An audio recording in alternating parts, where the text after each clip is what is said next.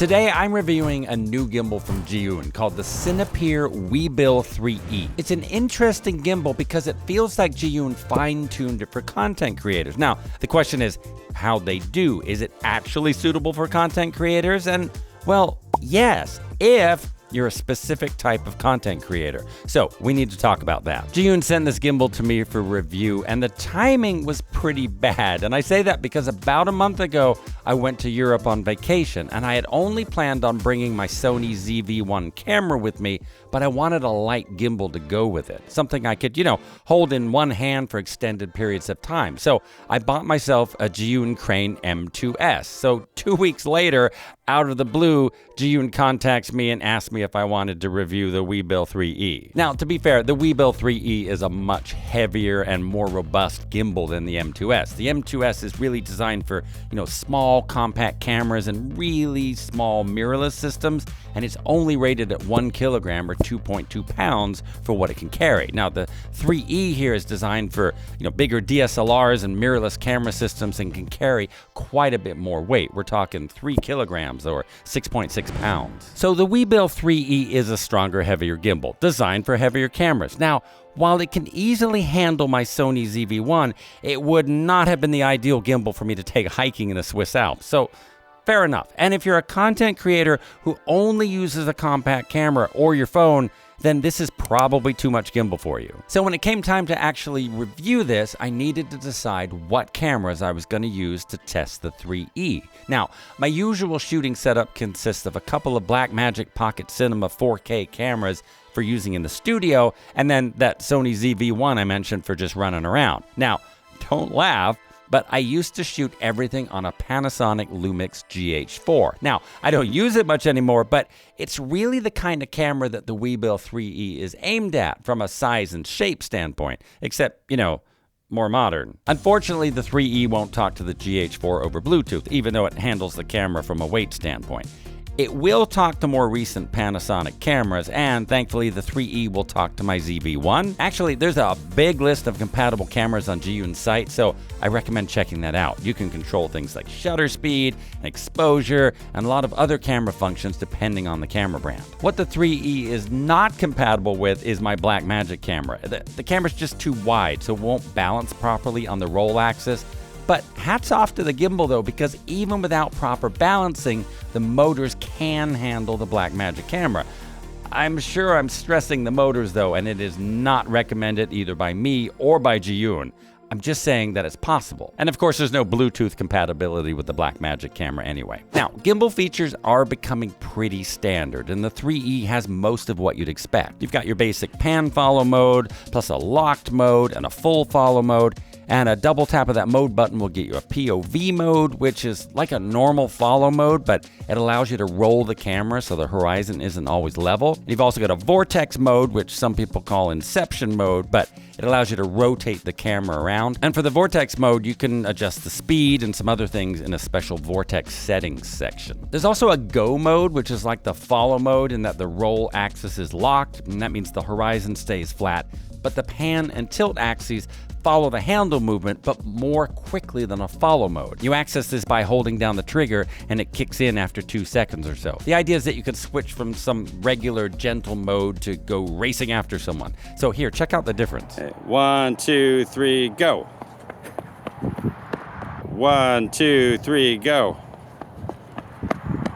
Speaking of that trigger button, you can actually program it so that it switches to the default mode of your choice with just a single tap. Like maybe you usually shoot in pan follow mode, but you occasionally want to go into locked mode or something. You can program it so that a single tap puts you there and another tap puts you back where you were before. A double tap of the trigger resets the gimbal to level, and a triple tap will flip the camera around so that you're in selfie mode. You also have 2 different ways of shooting vertically. Now, you can put it into portrait mode with the mode button, and this turns the camera sideways, but the lens points in the direction of the handle, sort of like vortex mode, except it's not spinning. And you're gonna need two hands if you're shooting this way for any length of time. It's also basically in follow mode, so the gimbal is gonna track your movements when you move side to side and up and down. It's not going to stay level with the horizon. A more interesting way to shoot vertically is achieved through hardware. You can actually remove the base plate with the camera still attached and flip it so it's 90 degrees. This way you can still use all the modes normally, but the camera is physically turned sideways. There are two things to be aware of though. First off, you're going to have to rebalance your gimbal when you flip the camera. This isn't a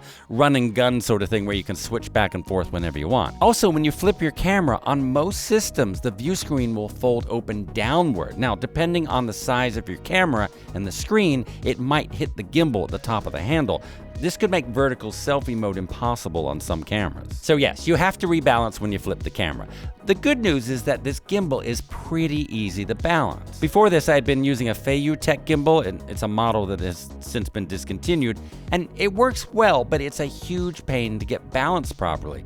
The 3E I can have ready to go in like about 2 minutes or so. There are some other nice features too. You can program the gimbal to move in specific ways over time, which is useful for time-lapse or motion-lapse video. And if you're doing time-lapse photography, the gimbal can actually trigger each new shot when it's in position. If your camera supports that, of course. There's also an app that gives you remote access to the gimbal, and you can program those movements, and you can do some other things as well. If you're already familiar with Zhiyun gimbals, you might have noticed the 3E has a passing resemblance to the Weebill 3S. That's because the 3E is essentially a stripped-down version of the 3S. They've removed some features that are, more suited to cinematographers. The result is something that is more affordable, but it will still work well for content creators.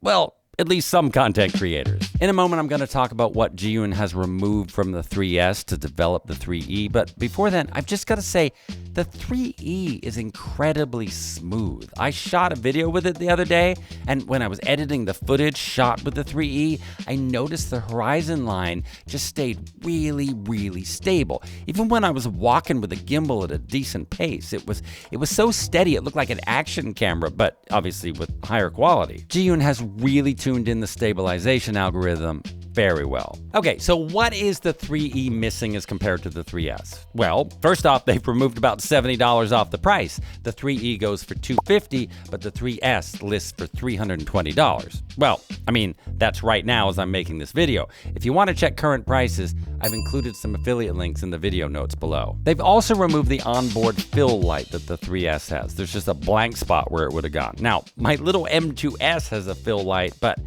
I can almost guarantee I'm never going to use it. It's just not where I want a fill light to go. So, there's no tears shed over that. But now we get into the features that are going to separate the content creators from the aspiring cinematographers. For one thing, the 3S comes with a number of camera-specific cables, so you can control the camera functions that way instead of using Bluetooth. The Cinepeer 3E does allow cable control, but it only comes with a single USB-C connector. So if your camera doesn't have a USB-C input, you're gonna have to figure something else out, or just use Bluetooth. The more expensive 3S has a built-in microphone, which has been removed from the 3E. Now, I'm not sure why I'd want a mic built into my gimbal. I'm probably going to use a wireless mic, and putting a little receiver on top of the camera works perfectly fine. A built-in mic on a gimbal is only going to be about as good as a built-in mic on a camera, and if you've watched any of my videos on audio, you know that's a no-no. The 3S also has the ability to work with transmount technology to send wireless video to a remote monitor, and as you might expect, these features have also been removed from the Cinepeer 3E. So, who is this gimbal for? Well, if you're an aspiring cinematographer and you see yourself needing remote video monitoring and focus pulling, then you probably want to spend more money and get the 3S. The other features like, the fill light, the microphone, they're not features I would probably use. I do think it's a little annoying that they don't include cables with the 3E for camera operation, but Bluetooth is probably the better way to go in the long run. But if you're a content creator who doesn't need a cinema-grade gimbal, and you need a gimbal that can handle a mirrorless or DSLR system, I think the Cinepeer Weebill 3E is a really good choice.